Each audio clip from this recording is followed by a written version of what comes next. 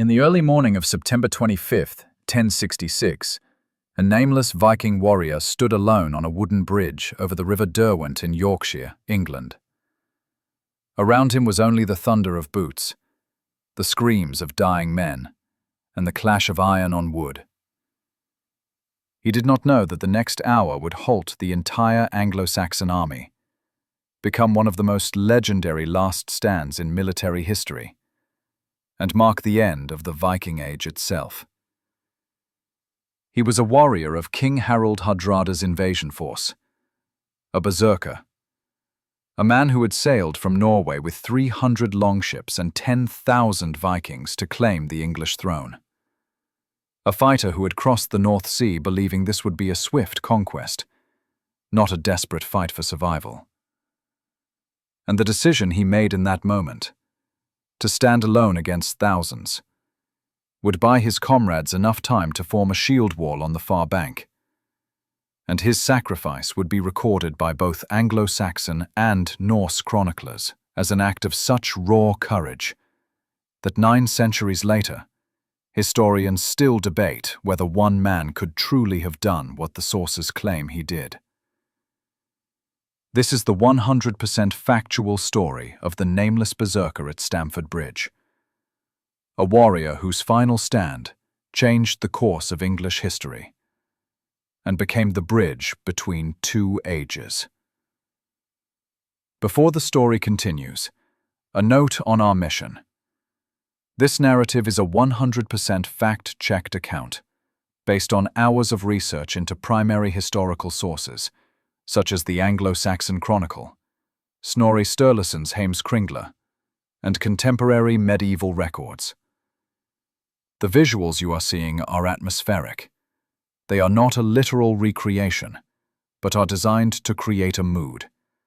A historical audiobook with visual accompaniment.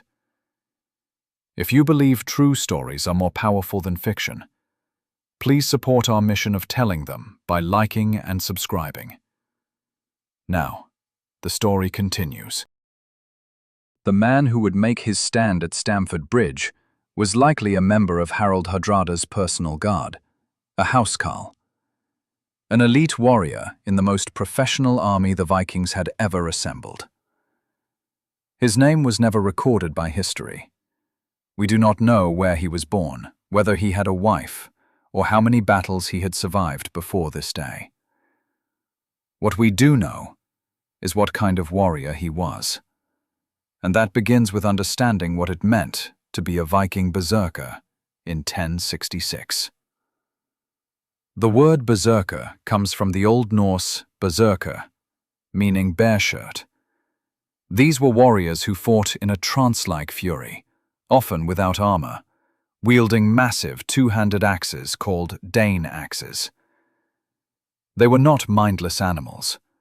They were professionals. Veterans who had trained their entire lives to hold a choke point, to fight outnumbered, to kill efficiently and without hesitation. For a Viking warrior in Harald Hardrada's army, combat was not an occasional duty. It was life itself. What was a Viking housecarl? These were the king's personal bodyguards. They were paid professionals, not conscripts. They carried the finest weapons, wore chainmail when available, and lived by a code that valued courage above all else. A housecarl who fled from battle brought eternal shame, not just to himself, but to his entire family. Death in combat, however, guaranteed a place in Valhalla, Odin's great hall, where warriors would feast and fight for eternity, until Ragnarok, the end of the world. For these men, a normal day meant violence. When not at war, they trained. They drilled with axes, swords, and shields. They practiced formation fighting, shield wall tactics, and the brutal close-quarters combat that defined Viking warfare. They learned to read a battlefield, to sense the rhythm of combat, to know when to hold and when to strike. They were conditioned to endure pain, to fight through exhaustion, to keep swinging when every muscle screamed for rest. The setting for this story is the village of Stamford Bridge, a crossing point on the River Derwent in Yorkshire, about 7 miles east of the city of York. The bridge itself was narrow, perhaps wide enough for 2 men to walk side by side, made of wooden planks supported by timber pilings driven into the riverbed. The river was shallow in some places, but deep enough to drown a man in armor. The banks were muddy, lined with reeds and tall grass. On both sides, the land rolled in gentle hills, open fields where armies could deploy, but where the bridge itself created a fatal bottleneck. It was a warm September morning, unusually hot for northern England at that time of year. Harald Hardrada's army had left their heavy chainmail armor back at the ships at Rickhall, about 15 miles away. They were expecting a peaceful negotiation, not a battle. They had defeated the English earls Edwin and Morcar 5 days earlier at Fulford, and York had surrendered. The Vikings were gathered at Stamford Bridge to collect hostages, a standard procedure after conquest. Some of the warriors were resting by the riverbank. Others were foraging for food. A few were bathing in the river, washing off the grime of the march. Then, on the western horizon, dust began to rise. At first, the Vikings thought it was the English delegation bringing the hostages. Then they saw the glint of sunlight on thousands of spear points. Then they saw the banners. The dragon banner of Wessex, the personal standard of King Harald Godwinson. The entire Anglo-Saxon army, some 15,000 men, was bearing down on them at full speed. The Vikings had been caught completely by surprise. King Harald had force-marched his army 185 miles from London to Yorkshire in just 4 days, traveling day and night, covering more than 45 miles per day on foot. It was one of the most remarkable military movements in medieval history. And now, his housecarls and thanes were charging straight toward the Viking camp, ready to annihilate the invaders before they could organize a defense. For the berserker who would soon stand on that bridge, this moment must have been a warrior's nightmare. He was unarmored. His king was on the wrong side of the river. His brothers in arms were scattered, panicked, running for the bridge. And behind him, the entire Saxon army was closing in like a tidal wave of iron and fury. The Saxon charge hit the Viking outpost on the west bank of the Derwent like a hammer. King Harald's men, heavily armored and moving at battle speed, crashed into the lightly armed Viking scouts, who had been positioned to watch the road from York. The fighting was brief and brutal. The Vikings, without their mail shirts, were cut down in seconds. Some tried to form a shield wall, but were overwhelmed by sheer numbers. Others turned and ran for the bridge, desperate to reach the main army on the eastern bank. The Anglo-Saxon Chronicle, one of the most reliable sources for this battle, describes the moment the English army came into view. The Vikings, it states, were completely unaware of any hostile force in the vicinity. Many were stripped to the waist, resting in the sun. Some had removed their boots and were cooling their feet in the river. They had no formation, no battle plan, no prepared defense. When the first Viking scouts came sprinting back toward the bridge, screaming warnings, chaos erupted. King Harald Hardrada, the most experienced military commander in Europe, instantly understood the disaster unfolding before him. His army was divided by a river. 1/3 of his men, along with most of his armor and supplies, were still at the ships. The men on the west bank were being slaughtered. If the Saxons crossed the bridge before he could organize a defense, the entire invasion force would be annihilated in minutes. He had to buy time. He had to hold that bridge long enough for his men on the eastern bank to form a shield wall, to retrieve what armor they could from the baggage train, to prepare for the fight of their lives. But holding a bridge against an army of 15,000 required more than tactics. It required a sacrifice. According to Snorri Sturluson's Heimskringla, written in the 13th century but based on earlier sagas and accounts, the retreat across the bridge was a nightmare. Vikings were stumbling over each other, pushing and shoving to escape the Saxon onslaught. Some fell into the river and drowned. Others were cut down from behind as they ran. The wooden bridge, slick with blood and mud, became a gauntlet of death. On the eastern bank, the Vikings who had made it across were attempting to form up. But they were disorganized, panicked, and without their king. Harald Hardrada was still on the west side, along with his personal guard and the rearguard units trying to cover the retreat. He needed to cross that bridge. But first, someone had to hold it. The stakes could not have been higher.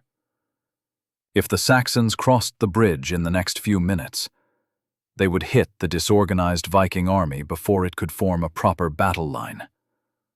The Vikings would be pushed back, surrounded, and destroyed. Every man in Harald's invasion force would die or be captured. The Norwegian claim to the English throne would end in blood and failure. The Viking Age, which had terrified Europe for 3 centuries, would be over. The failure of standard procedure was complete. Viking armies relied on the shield wall, a tight formation where warriors stood shoulder to shoulder, shields overlapping, presenting an impenetrable wall of wood and iron to the enemy. But a shield wall requires time to form, discipline to maintain, and armor to survive. The Vikings at Stamford Bridge had none of these. They were running, scattered, vulnerable. King Harald Godwinson's forces were now at the western edge of the bridge. His housecarls, the elite warriors of Anglo-Saxon England, were preparing to charge across. These were professional soldiers, heavily armed with swords, spears, and axes. They wore chainmail that covered them from neck to knee.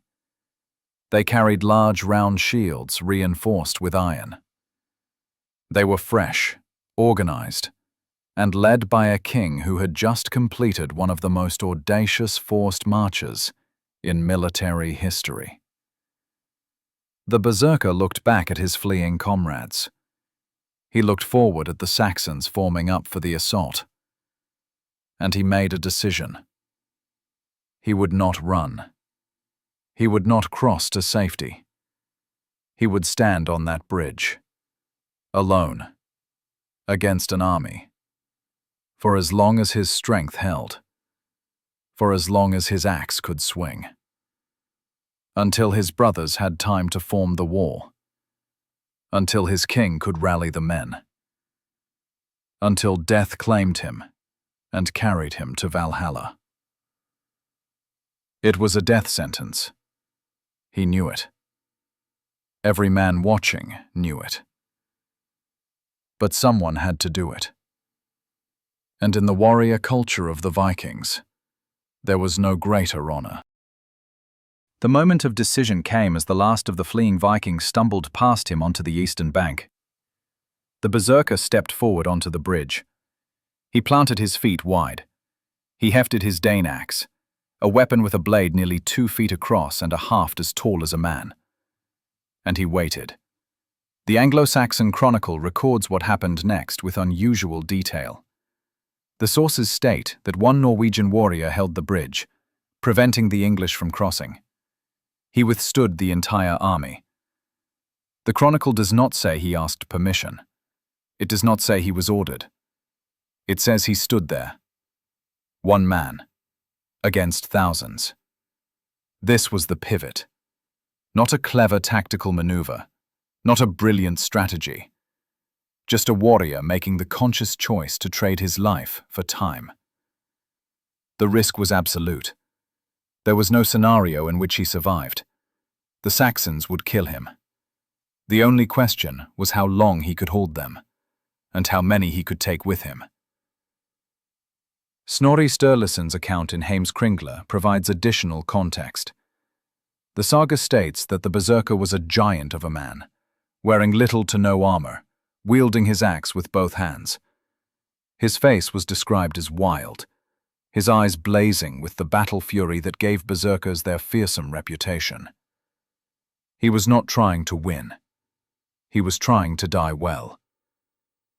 The bridge at Stamford was only wide enough for 2 or 3 men to stand abreast. This was crucial. The Saxons could not surround him. They could not flank him. They could not use their superior numbers. They had to come at him in a narrow column, 2 or 3 at a time, funneled into a killing zone, where the berserker's axe had maximum effect. King Harald Godwinson, watching from the western bank, must have understood the tactical nightmare he faced. His army was stalled. His men were bunching up at the bridge, unable to cross, unable to advance. Every second the berserker held that bridge was a second the Vikings had to organize. And organization was the difference between victory and annihilation. The berserker did not shout. He did not taunt. According to the sources, he simply stood there, axe ready, and waited for the first Saxon to come within range. The Saxons, professionals themselves, knew what they were seeing. This was not a panicked flight. This was a warrior's last stand. And every man in that army understood that someone was about to die trying to remove him. The first wave of Saxons charged the bridge. Housecarls, heavily armed, moving with the discipline of veterans. They came in fast, shields raised, spears leveled, ready to overwhelm this lone madman and push across to finish the battle. They expected him to break, to fall back, to die quickly. They were wrong. The Dane axe was one of the most devastating weapons in medieval warfare. With a 6-foot handle and a massive curved blade, it could cleave through shields, shatter chainmail, and kill a man with a single blow. It required 2 hands to wield, which meant the berserker had no shield, no defense except his reflexes and his fury. But in the confined space of the bridge, where the enemy could only come at him from the front, the axe became an instrument of pure destruction. The berserker swung. The first Saxon went down. Then the second. Then the third. The narrow bridge became a slaughterhouse. And the entire English army, 15,000 strong, ground to a halt. One man, one axe, one bridge. And suddenly, impossible was happening. The battle on the bridge lasted for what sources describe as a considerable time. Some later accounts claim it was an hour or more, though this is difficult to verify. What is certain is that the berserker held his position long enough for the Vikings on the eastern bank to begin forming a proper defensive line, and long enough for King Harald Hardrada to send messengers sprinting toward Rickhol to summon the reserve forces and retrieve the army's armor. The Anglo-Saxon Chronicle states that the Norwegian warrior prevented the English from crossing the bridge, and thus from obtaining victory. Manuscript D of the Chronicle is specific. The English could not pass over the bridge. This was not poetic exaggeration. This was a tactical reality. The Saxons, despite their overwhelming numbers, were stuck. The Berserker's technique was brutally efficient. He positioned himself at the narrowest point of the bridge, where the wooden planks created a natural choke point. The Saxons attacking him had to advance single file, or at most two abreast. Every step toward him was a step into the killing zone. His axe, swung in wide horizontal arcs, covered the entire width of the bridge. There was no way to dodge, no room to maneuver, no opportunity to close the distance without entering his reach. The first groups of Saxons to attack were housecarls, the best warriors in Harald's army. They came with confidence, expecting to sweep this lone Viking aside through sheer aggression. But the Dane axe is a defensive weapon as much as an offensive one. The Berserker did not need to advance. He did not need to chase. He simply held his ground and let them come to him. The first Saxon to reach him raised his shield and thrust with a spear. The Berserker sidestepped, brought the axe down in a massive overhead chop, and split the shield in half. The blade continued through, killing the Saxon instantly. The second warrior tried to close the distance while the Berserker was recovering from the swing. He charged with his sword raised. The Berserker reversed his grip, swung the axe butt first into the man's face, then brought the blade around in a backswing that took him in the ribs. The third and fourth Saxons attacked together, one high and one low. The Berserker dropped to one knee, used the axe handle to block the high attack, then rose and drove the axe blade through the lower attacker's neck. Bodies began to pile up. The wooden planks of the bridge became slick with blood. The Saxons, unable to advance, began pulling back their dead and wounded to clear the path. But every pause gave the Berserker time to breathe, to adjust his grip, to prepare for the next wave. Later accounts, recorded in various chronicles and sagas, claim the Berserker killed 40 Englishmen. This number appears repeatedly in different sources. 40 is a significant number in medieval literature, often used symbolically, so historians debate whether it is literal or metaphorical. What is not in dispute is that he killed many. The Anglo-Saxon Chronicle, written by English scribes who had no reason to exaggerate the prowess of their enemy, confirms that this one warrior held up the entire army. The Saxons tried different tactics. They sent men with long spears, trying to keep out of axe range and stab him from a distance. The Berserker used the narrow bridge to his advantage, angling his body, using the axe handle to deflect the spear thrusts, then closing the distance when openings appeared. They tried to rush him in groups, hoping to overwhelm him with numbers. But the bridge was too narrow. Only 2 men could attack at once, and the Berserker was killing them faster than they could advance. They tried archery. Saxon archers moved to the riverbank and loosed arrows at him. Some missed. Some hit his chainmail and bounced off. One arrow struck him in the shoulder, another in the thigh. He did not fall. He did not slow down. Berserkers, according to the sagas, could fight through pain that would incapacitate normal men. Whether this was due to the trance-like fury they entered in combat, or simply the adrenaline of battle, the effect was the same. He kept fighting. On the eastern bank, the Vikings were using the time he bought them. The shield wall was forming. Warriors were strapping on what armor they had. Spears were being distributed. King Harald Hardrada, having crossed the bridge during the chaos, was now on the far side, rallying his men, organizing the defense. Every second the Berserker held was a second the Vikings became more dangerous.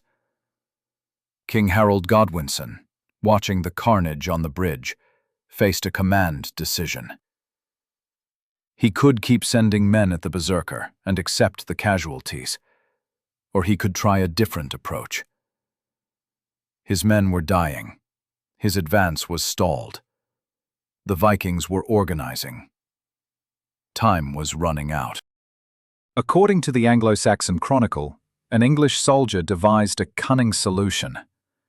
He found a half-barrel, a wooden tub used for carrying water or supplies. He stripped off his armor, climbed into the barrel, and floated under the bridge. The river Derwent was shallow enough to wade in places, but deep enough beneath the bridge to allow the barrel to pass underneath. The warrior, armed with a spear, drifted silently under the wooden planks, while the berserker was focused on the attackers in front of him. The planks of the bridge were not solid. They were laid across support beams with gaps between them, typical of medieval bridge construction. The Saxon soldier in the barrel positioned himself directly beneath the berserker. He could see the warrior's feet through the gaps, could hear the thunder of combat above, could see the blood dripping down between the planks. He steadied himself, aimed his spear upward, and thrust. The spear came up through the gap between the planks and struck the berserker from below. The sources vary on exactly where he was hit. Some accounts say he was speared through the groin, a particularly vicious and symbolic wound. Others suggest he was struck in the legs or lower body. What all sources agree on is that the wound was mortal and that he went down. The berserker stumbled. His axe wavered. He tried to stay upright, but his legs would not hold him. He fell to one knee. The Saxons, seeing their chance, surged forward. The first man across drove a spear into his chest. The second struck him with an axe. The third and fourth hacked at him as he collapsed. He fought to the very end, swinging weakly with his axe, trying to take one more enemy with him. Then he fell forward onto the blood-soaked planks and died. The Saxons poured over the bridge. The bottleneck was broken, but the delay had been long enough. On the eastern bank, the Vikings were ready. The shield wall was formed. King Harald Hardrada stood in the center, ready to lead his men one last time. The Battle of Stamford Bridge would rage for hours more. But the moment on the bridge, the moment when one man held an army, was over. The Saxons flooded across the bridge and crashed into the Viking shield wall with the force of a battering ram. The two armies collided on the eastern bank of the Derwent, and the battle escalated into one of the bloodiest engagements of the 11th century. The Vikings, despite their hasty preparation, fought with the ferocity of men who knew they were fighting for their lives. King Harald Hardrada, towering above his men, fought in the front rank. At 51 years old, he was one of the most experienced warriors in Europe, a veteran of campaigns from Byzantium to Scandinavia, a man who had spent his entire life in combat. He wielded his sword with the efficiency of a master, killing Saxons as they pressed forward. Around him, his housecarls formed a tight defensive ring, protecting their king and holding the line. The fighting was savage. In medieval warfare, battles were decided at spear point and sword edge. Every wound was delivered face to face. Men hacked at each other with axes. They stabbed with spears. They grappled and wrestled when their weapons broke. The noise was overwhelming. The clash of iron on iron, the screams of the wounded, the war cries of men pushing forward, the splintering of shields. The Saxons had numbers. The Vikings had desperation. For more than an hour, neither side gave ground. The shield wall held. The Saxon attacks were beaten back. King Harald Godwinson committed more men, sending fresh troops into the line to relieve his exhausted warriors. The Vikings had no such luxury. Every man who fell could not be replaced. Then disaster struck. King Harald Hardrada, fighting in the thick of the battle, was hit by an arrow. The sources disagree on the exact details. Some say it struck him in the throat. Others say it hit him in the windpipe. What is certain is that the wound was fatal. The greatest Viking king of his generation, the man who had fought across the known world, died on a muddy English riverbank, killed by a random arrow fired into the mass of fighting men. His death could have broken the Viking army. Without their king, without their leader, many armies would have collapsed and fled.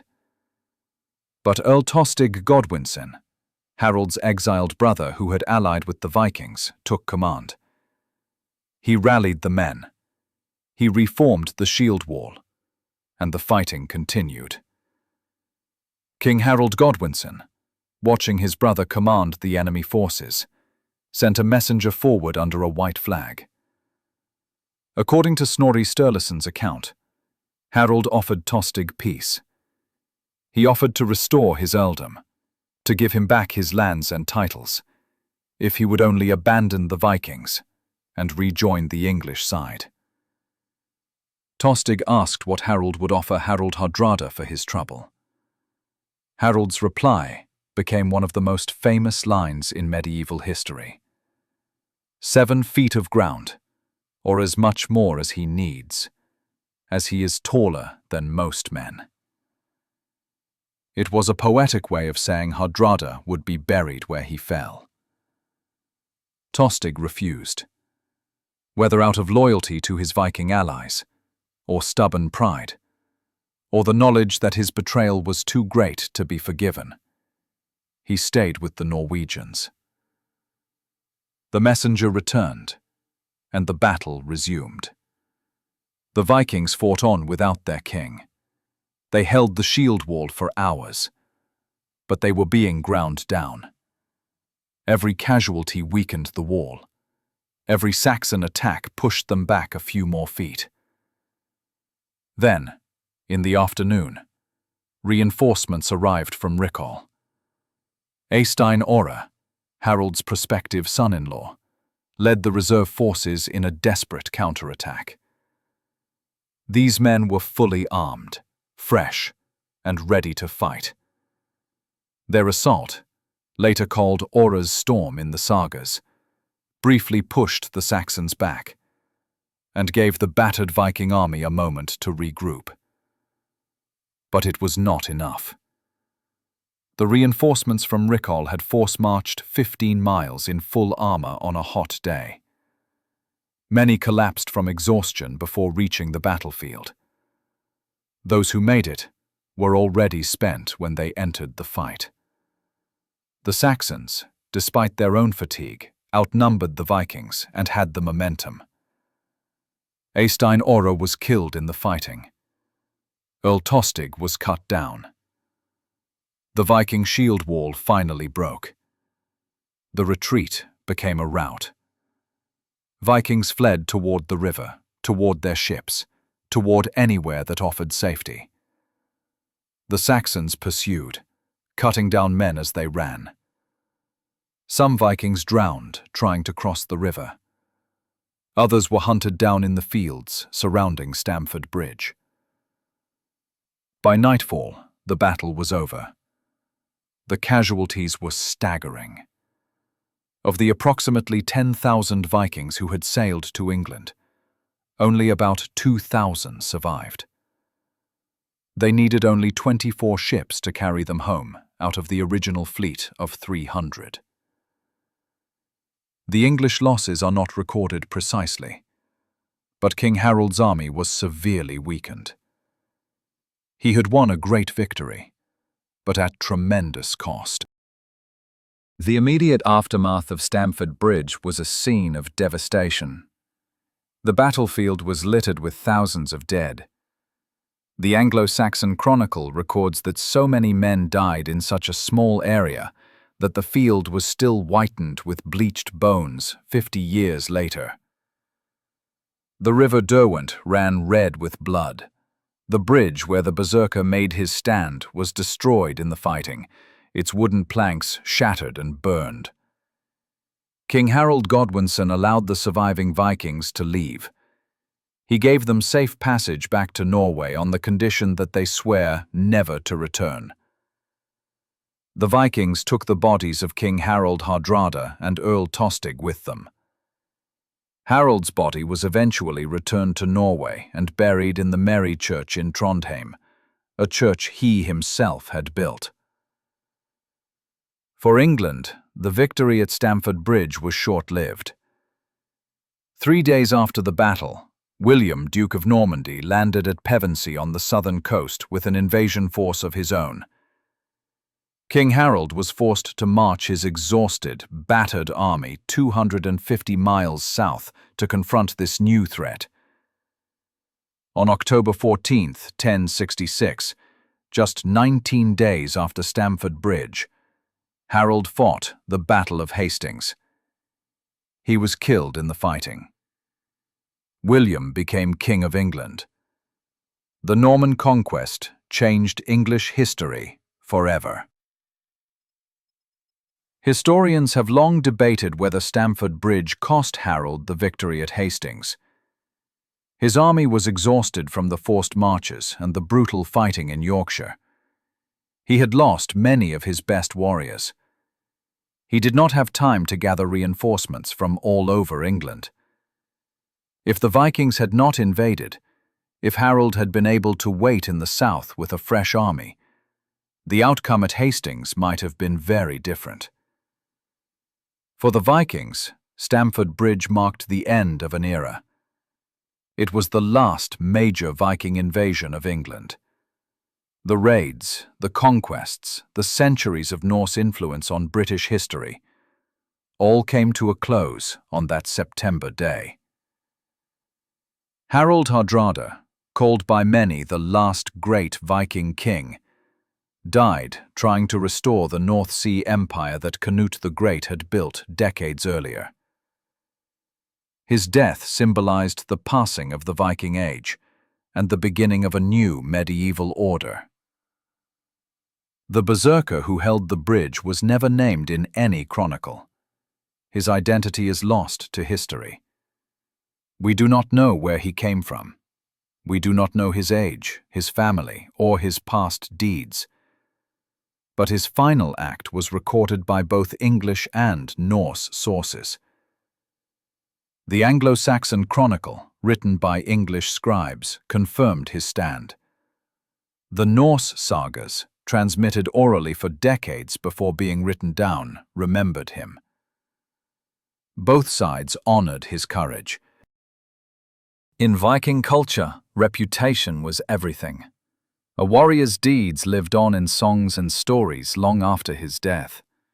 To die bravely in battle, to fight impossible odds, to sacrifice oneself for one's comrades was the highest honor a warrior could achieve. The berserker at Stamford Bridge achieved immortality not through victory, but through sacrifice. His stand gave the Viking army time to form a defense. It allowed King Harald Hardrada to rally his men for one last fight. It demonstrated to the Saxon army that even in defeat, the Vikings would not go quietly. And it became a legend that has endured for nearly 1,000 years. Courage is not the absence of fear. It is not reckless bravado or mindless aggression. True courage is the conscious choice to stand when every instinct screams to run. It is the decision to sacrifice everything for something greater than yourself. The berserker at Stamford Bridge made that choice. He knew he would die. He knew he could not win. But he also knew that his brothers needed time, and that someone had to buy it for them. In our modern world, we rarely face such stark choices. We do not stand on bridges facing armies. But the principle remains. Courage is what we do when the outcome is uncertain and the cost is high. It is what we choose when no one is watching and no one would blame us for walking away. The Nameless Berserker teaches us that how we face impossible moments defines who we are. The story of the Viking at Stamford Bridge is one of thousands from history that deserves to be told. True stories of real people who faced real choices and paid real prices. If you believe these stories matter, if you believe they have something to teach us, please like this video, subscribe to the channel, and share it with someone who needs to hear it. History is not just dates and battles. It is people, and their stories are worth remembering.